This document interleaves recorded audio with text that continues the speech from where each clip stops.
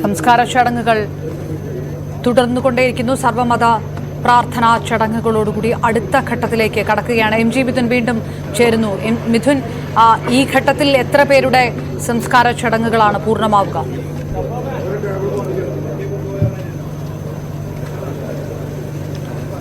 നിലവിലിപ്പോൾ 15 പേരുടെ, അതായത് 15 പേരുടെ ശരീരഭാഗങ്ങളാണ് ഇപ്പോൾ ഈ സർവമത പ്രാർത്ഥനയ്ക്ക് ശേഷം സംസ്കരിക്കാൻ വേണ്ടി പോകുന്നത്. അതിനുവേണ്ടിയുള്ള എല്ലാ സജ്ജീകരണങ്ങളും ഇപ്പോൾ ഏർപ്പെടുത്തിയിട്ടുണ്ട്. മറ്റ് 31 പേരുടെ മൃതദേഹങ്ങളാണ് അല്പസമയത്തിന് മുമ്പ് സംസ്കാര ചടങ്ങുകൾ പൂർത്തീകരിച്ച് സർവമത പ്രാർത്ഥനയോടുകൂടി പൂർത്തീകരിച്ച് അടക്കുകയും ചെയ്ത് ഇപ്പോൾ നിലവിൽ ഈ ഒരു ശരീരഭാഗങ്ങൾ അടക്കം ചെയ്യുന്നതിന് വേണ്ടിയുള്ള നടപടിക്രമങ്ങളിലേക്കാണ് കടക്കുന്നത്. അത് എത്തിക്കുന്നതിന് വേണ്ടി അതിലെ നടപടിക്രമങ്ങൾ പൂർത്തീകരിച്ചതിന് ശേഷം ഹോസ്പിറ്റലിൽ നിന്ന് അല്പസമയത്തിനകം തന്നെ മറ്റ് ഭാഗങ്ങൾ കൂടി, മറ്റ് ശരീരഭാഗങ്ങൾ കൂടി ഏകദേശം 158ഓളം ശരീരഭാഗങ്ങളാണ് കണ്ടെത്തിയിട്ടുള്ളത്. ഇവയെല്ലാം തന്നെ ഓരോ കുഴിയിൽ അടക്കം ചെയ്യുന്നതെന്നാണ് അറിയിച്ചിരിക്കുന്നത്. അതിനുവേണ്ടിയുള്ള എല്ലാ സജ്ജീകരണവും ഒരുക്കിയിട്ടുണ്ട്. അതിനുള്ള മറുസൈഡിലും, അതായത് ഈ പുത്തുമലയിലെ ഈ പ്രദേശത്തുള്ള ഈ മറുസൈഡിലും എല്ലാം തന്നെ അതിനുവേണ്ടിയുള്ള കുഴി ഒക്കെ എടുത്തിട്ടുണ്ട്. അവിടേക്ക് ഈ ശരീരഭാഗം മറവ് ചെയ്യും. അത് ഇപ്പോൾ ആദ്യ ഘട്ടം ശരീരഭാഗങ്ങൾ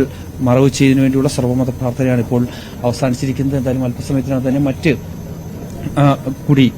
ഭാഗങ്ങൾ കൂടി അല്പസമയത്തിനകം തന്നെ ഇവിടേക്ക് എത്തിക്കുമെന്നാണ് അറിയിച്ചിട്ടുള്ളത്. എന്തായാലും വളരെ ദുഃഖപ്പെടുത്തുന്ന, വളരെ നൊമ്പരപ്പെടുത്തുന്ന കാഴ്ച, അതായത് ആരാ എന്ന് പോലും നമുക്ക് അറിയാൻ പറ്റാത്ത രീതിയിൽ, ആർക്കും അറിയാൻ പറ്റാത്ത രീതിയിൽ അത്രത്തോളം വിഷമകരമായിട്ടുള്ള സ്ഥിതിവിശേഷം, ബന്ധുക്കൾ ആരാണെന്നോ അല്ലെങ്കിൽ ഉറ്റവരാരാണെന്നോ ആരാണ് മരിച്ചതെന്നോ ഒന്നും തന്നെ അറിയാൻ പറ്റാത്ത അത്രയും വളരെ ഭീതിപ്പെടുത്തുന്ന ഒരു കാഴ്ച, അത്രയും നൊമ്പരപ്പെടുത്തുന്ന ഒരു കാഴ്ചയാണ് നമുക്ക് കാണാൻ സാധിക്കുകയും ചെയ്യുന്നത്.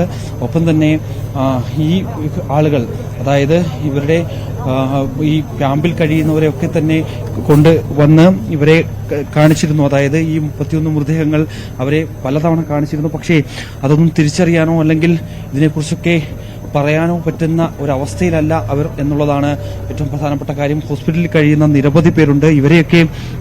ഇവരോടൊക്കെ പല കാര്യങ്ങളും ചോദിച്ചറിയണമെന്നുണ്ട്. പക്ഷേ എങ്കിൽ പോലും ഉദ്യോഗസ്ഥരുമായാലും മറ്റുള്ളവരെല്ലാം തന്നെ ആ ഒരു രീതിയിലേക്ക് പോകുന്നില്ല. കാരണം അവർക്കൊന്നും തന്നെ പിന്നീടൊന്നും ഓർത്തെടുക്കാൻ പറ്റാത്ത രീതിയിലുള്ള ഒരു സ്ഥിതിവിശേഷമാണുള്ളത്. അത്തരത്തിൽ മനസ്സ് മരവിച്ച മനസ്സോടെയാണ് അവിടെ ഓരോരുത്തരും കഴിയുകയും ചെയ്യുന്നത്. ഇവരെ തിരികെ ജീവിതത്തിലേക്ക് കൊണ്ടുവരുന്നതിന് വേണ്ടിയുള്ള എല്ലാ ശ്രമങ്ങളും നടക്കുന്നുണ്ട്. കൗൺസിലിംഗ് അടക്കമുള്ള കാര്യങ്ങൾ നടക്കുന്നുണ്ട്. ഒപ്പം തന്നെ കൊച്ചു കുട്ടികൾ പോലുമുണ്ട്. ഈ കുട്ടികൾ പോലും ഇപ്പോഴും രാത്രിയിലൊക്കെ ഈ ഒരു ചെറിയ സൗണ്ട് കേട്ടാൽ പോലും, ചെറിയ ശബ്ദം കേട്ടാൽ പോലും തന്നെ അവർ ഭയപ്പെട്ട് എണീക്കുന്ന കാഴ്ച, അത്തരത്തിലുള്ള ഭയാനകരമായിട്ടുള്ള സ്ഥിതിവിശേഷം, മനസ്സ് മരവിച്ചു പോകുന്ന തരത്തിലേക്ക് കാര്യങ്ങൾ പോകുന്നു എന്നുള്ളത് തന്നെയാണ്. ഇവരെ ഇനി തിരികെ ജീവിതത്തിലേക്ക് കൊണ്ടുവരിക എന്നുള്ളതാണ് ഏറ്റവും പ്രധാനപ്പെട്ട കാര്യം. അതിനുവേണ്ടിയുള്ള എല്ലാ ക്രമീകരണങ്ങളും നടത്തുന്നുണ്ട്. അവരെ കൗൺസിലിംഗ് അടക്കമുള്ള ഓരോ റൗണ്ട്, ഓരോ ദിവസവും ഇത്തരത്തിൽ പറഞ്ഞ് കാര്യങ്ങൾ മനസ്സിലാക്കി പലരെയും ജീവിതത്തിലേക്ക് തിരികെ കൊണ്ടുവരുന്നതിന് വേണ്ടിയുള്ള ശ്രമങ്ങൾ നടക്കുന്നുണ്ട്. നമ്മൾ ഇന്ന് പോയപ്പോൾ ആ കാഴ്ചകൾ കാണാൻ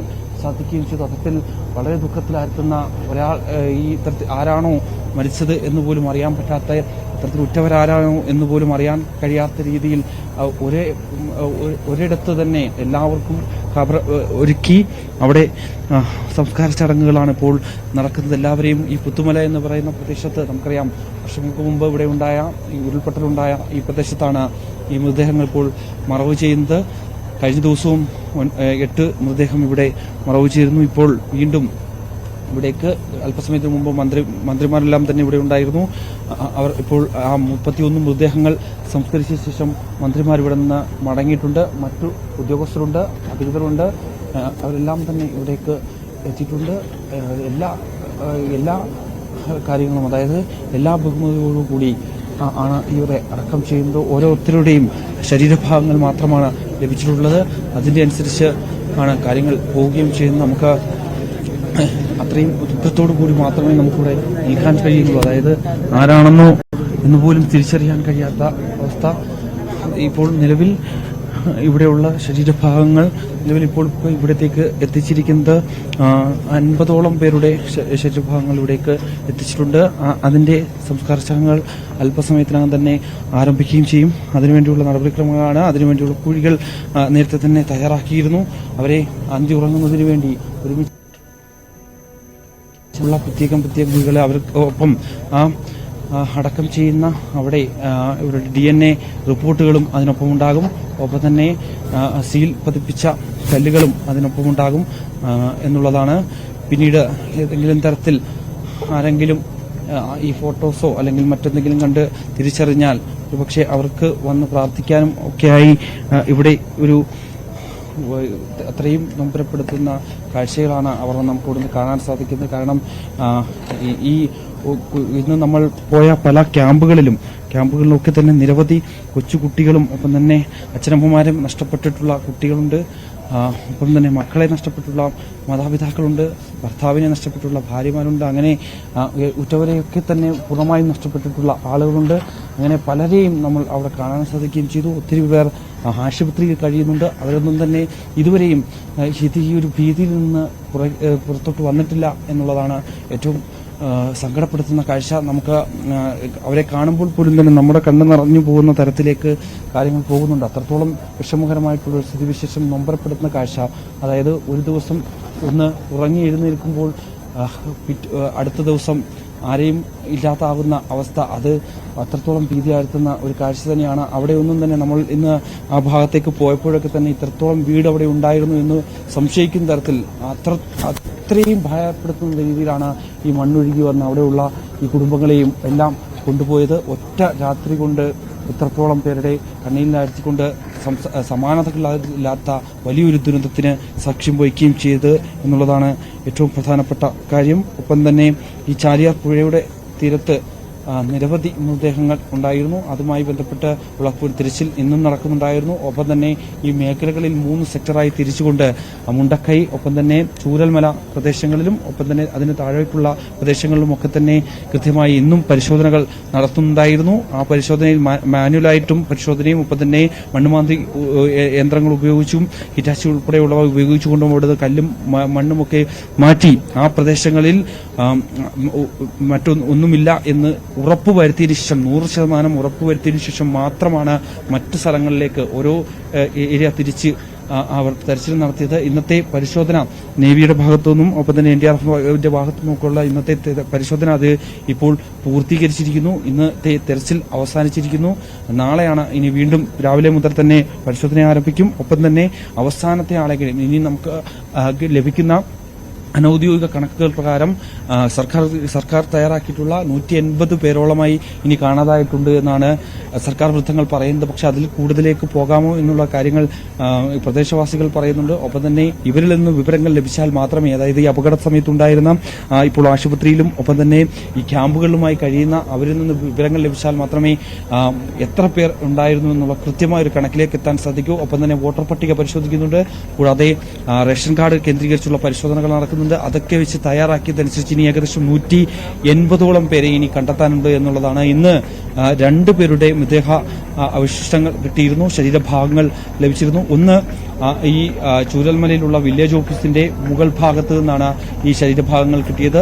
ഒപ്പം തന്നെ ഇന്ന് ഈ ഒരു 18ഓളം പേർ അടങ്ങുന്ന റെസ്ക്യൂ ടീം അവിടെ കുടുങ്ങിപ്പോകുന്ന ഒരു സ്ഥിതിവിശേഷം ഉണ്ടായിരുന്നു. അവർ കണ്ടെത്തിയ ഒരു മൃതദേഹവും ഒപ്പം തന്നെ ഒരു മൃതദേഹത്തിന്റെ ശരീരഭാഗവും അവർ അവിടെ നിന്ന് കൊണ്ടുവരികയും ചെയ്തിരുന്നു. മൃതദേഹം എയർലിഫ്റ്റ് ചെയ്താണ് കൊണ്ടുപോവുകയും ചെയ്തു. പിന്നീട് 18ഓളം പേരെ അതിസാഹസികമായിട്ടുള്ള ഒരു റെസ്ക്യൂ, അതായത്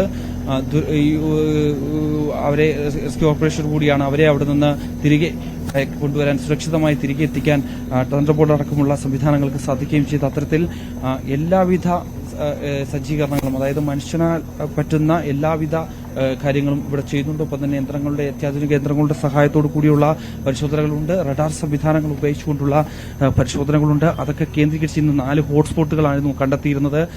ആ 4 ഹോട്ട്സ്പോട്ടുകൾ കേന്ദ്രീകരിച്ച് കൃത്യമായ പരിശോധനകൾ നടത്തിയിരുന്നു. പക്ഷേ അവർ പറയുന്ന കാര്യങ്ങളിൽ ഈ പ്രദേശത്ത് മറ്റേതെങ്കിലും മെറ്റൽ സാധനങ്ങളൊക്കെ ഉണ്ട് എങ്കിൽ പോലും തന്നെ അവ കൂടി ഈ ഒരു റഡാറിൽ സിഗ്നൽ കാണിക്കും.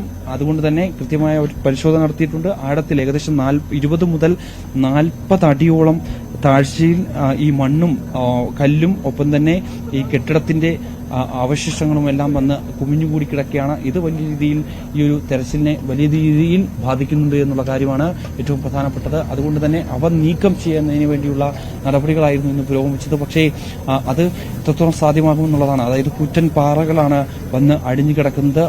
അത്രയും ഉണ്ടായിരുന്ന വീടുകൾ, ഏകദേശം 300-ന് മുകളിലേക്കുള്ള വീടുകൾ ഉണ്ടായിരുന്നു. ആ വീടുകളുടെ എല്ലാം പൂർണ്ണമായും തകർന്ന അവശിഷ്ടങ്ങളൊക്കെയാണ് അവിടെയുള്ളത്. അവിടെ ഒരു പാലം ഉണ്ടായിരുന്നു. ആ പാലം, വേലിപ്പാലം, ഇപ്പോൾ സ്ഥിതി ചെയ്യുന്ന വേലിപ്പാലം, സൈൻ തയ്യാറാക്കിയ വേലിപ്പാലത്തിന് സമാനമായ രീതിയിൽ അവിടെ ഒരു പാലം ഉണ്ടായിരുന്നു. ആ പാലം അവിടെ ഉണ്ടായിരുന്നു എന്ന് നമ്മൾ വാക്കാൽ പറഞ്ഞാൽ പോരാ. അതായത് നേരത്തെ മുൻകാലങ്ങളിൽ തന്നെ കണ്ടിട്ടുള്ളവർക്ക് മാത്രമേ പാലമുണ്ടായിരുന്നു എന്നുള്ളത്. ആ പാലത്തിന്റെ ഒരു സൂചന പോലും നൽകാത്ത രീതിയിൽ പൂർണ്ണമായും അവയെല്ലാം അവിടെ നിന്ന് ഒലിച്ചുപോയ ഒരു സ്ഥിതിവിശേഷം. അങ്ങനെ ഒരു നാടിനെ, ഒരു പട്ടണം ഒന്നാകെ ദുരന്തത്തിലാക്കി. ആ പട്ടണത്തിൽ താമസിച്ചിരുന്ന ആ കുടുംബങ്ങളെ എല്ലാം തന്നെ കവർന്നുകൊണ്ട് പോയ വലിയൊരു ദുരന്തം. അതിന്റെ 7ാം ദിവസമാണെന്ന്. 7ാം ദിവസവും ഇതുവരെയും ഇന്ന് മൃതദേഹാവശിഷ്ടങ്ങൾ ലഭ്യമാകുന്നുണ്ട്. അതിനുവേണ്ടിയുള്ള തെരച്ചിലുകൾ നടക്കുന്നുണ്ട്. ഇന്ന് മന്ത്രിമാർ വ്യക്തമാക്കിയതുപോലെ തന്നെ ഒരു തരത്തിലും പാതി വഴിക്കിട്ട് പിന്നോട്ടില്ല. ഇവരെയും കണ്ടെത്തി, അതായത് കണ്ടെത്താനുള്ള ആളുകളെ എല്ലാം കണ്ടെത്തിയതിനു ശേഷം മാത്രമേ ഈ ദൌത്യത്തിൽ നിന്ന് പിന്നോട്ടുള്ളൂ എന്നാണ് വ്യക്തമാക്കിയിരിക്കുന്നത്. അവസാന ആളെയും കണ്ടെത്തിയതിനു ശേഷം മാത്രമേ ഈ ഒരു ദൌത്യത്തിൽ നിന്ന് പിന്നോട്ട് പോകൂ. ഒപ്പം തന്നെ സേനാ വിഭാഗങ്ങളുണ്ട്. ആ സേനാ വിഭാഗങ്ങൾക്ക് എന്തൊക്കെ സഹായങ്ങളാണ് വേണ്ടത് അത് കേന്ദ്രീകരിച്ച് എല്ലാം നൽകാൻ സർക്കാർ നൽകും. ഒപ്പം തന്നെ ആളുകളുടെ ആവശ്യമുണ്ട് എങ്കിൽ, സന്നദ്ധ പ്രവർത്തകരുടെ ആവശ്യമുണ്ട് എങ്കിൽ ഇത്ര പോരാ, ഇത്രയധികം ആളുകളെ കൂടി ഇനി വേണം എങ്കിൽ അത് അനുസരിച്ച് നൽകുകയും ചെയ്യും. കൂടാതെ തന്നെ മറ്റൊരു പ്രധാനപ്പെട്ട കാര്യം, നിലവിൽ ഈ ക്യാമ്പുകളിൽ കഴിയുന്നവർക്കും ഒപ്പം തന്നെ ഹോസ്പിറ്റലിൽ കഴിയുന്നവർക്കും ഒക്കെ തന്നെ അവരുടെ എല്ലാം മൊബൈൽ ഫോണുകൾ നഷ്ടമായിട്ടുണ്ട്. പലർക്കും ഈ മൊബൈൽ നമ്പറുകൾ പോലും ഓർത്തെടുക്കാൻ കഴിയാത്ത ഒരു സ്ഥിതിവിശേഷമുണ്ട്. ഇവർക്കെല്ലാം തന്നെ മൊബൈൽ ഫോണുകൾ നൽകാൻ, കാരണം ബന്ധുക്കളെയൊക്കെ വിളിക്കാനുണ്ട്, അല്ലെങ്കിൽ പലരും ഇവിടെ വിളിക്കുന്നുണ്ട്. അങ്ങനെ ഏതെങ്കിലും തരത്തിൽ ഇനി ആരെങ്കിലും ഉണ്ടോ, അല്ലെങ്കിൽ എത്രത്തോളം പേരുണ്ട് എന്നൊക്കെ അവരെ നിന്ന് കണ്ടെത്തുന്നതിന് വേണ്ടി